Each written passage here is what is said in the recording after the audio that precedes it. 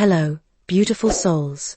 My name is Moana, and if you're a mother, a wife, a caregiver, a professional or all of the above, you know exactly what it means to be pulled in a million different directions.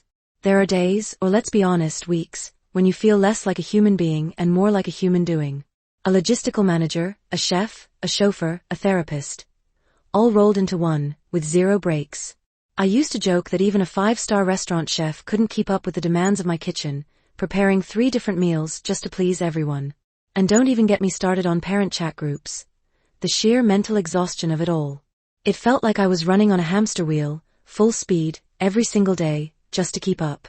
But then I had a profound realization: a healthy family, a truly happy and thriving family, can only exist if the mother, the heart of the home, is healthy. And I was far from it. I was depleted, running on fumes, snapping at loved ones, and secretly dreaming of just 15 minutes of silence. That's when I knew something had to change. I couldn't pour from an empty cup anymore. I needed to biohack my life, to take back control, not just for me, but for my entire family. My journey began with small, seemingly insignificant steps that felt like monumental tasks at first. It started with hydration. I decided to make it a non-negotiable ritual: 2 glasses of warm water, first thing in the morning. It sounds trivial, doesn't it? But for someone who barely had time to brush their teeth in peace, carving out those few moments felt rebellious. Yet, almost immediately, I felt a shift.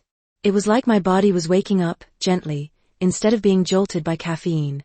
I started to notice the importance of consistent hydration throughout the day, a simple act that brought a surprising boost to my energy levels. Next, I tackled the chaos of my mornings. My mind was a whirlwind of to-do lists before my feet even hit the floor. So, I carved out another 15 minutes. Just 15 minutes, dedicated solely to myself. No phone, no emails, no screaming kids, just me. I focused on deep breathing exercises, some gentle stretching, anything to bring myself into the present moment. Those quiet moments became my sanctuary, my anchor. They allowed me to process my thoughts, recenter my emotions, and face the day with a calmness I hadn't known in years. Planning this time the night before became crucial, a small act of self-love that paid massive dividends. Then came the realization about food.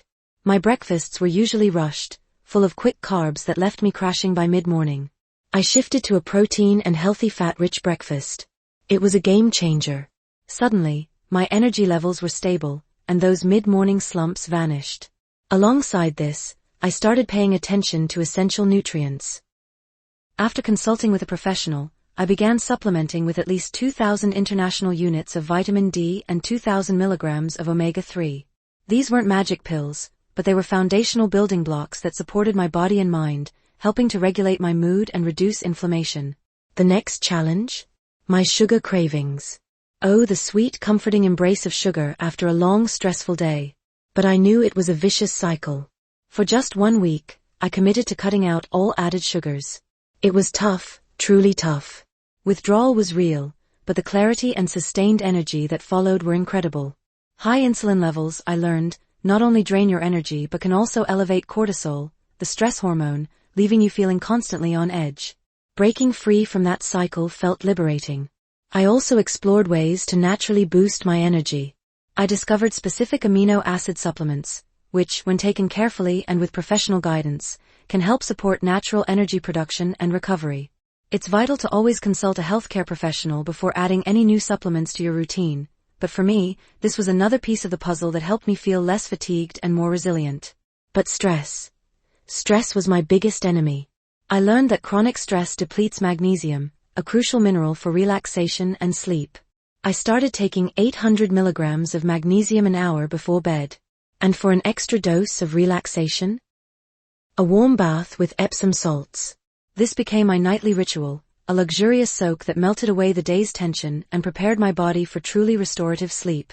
It wasn't just physical, it was a mental cleanse, allowing me to let go of the day's worries. And finally, the most controversial, yet most liberating step, I left those endless parent chat groups. The constant notifications, the petty arguments about curtain colors or notebook brands, the incessant demands for attention, it was all just noise, adding to my mental load without truly contributing to my well-being or my children's.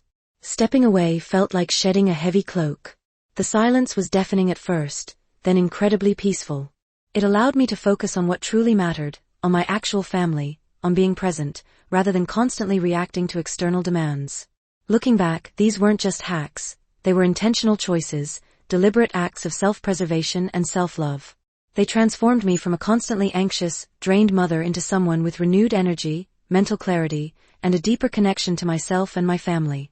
My journey taught me that prioritizing my well-being wasn't selfish, it was the most selfless act I could do for everyone around me.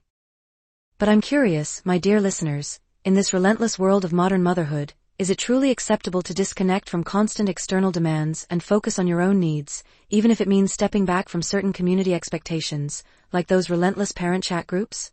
Am I wrong for prioritizing my personal peace to be a better, more present mother? Or is it a necessary step toward genuine well-being for the entire family? Let me know your thoughts in the comments below.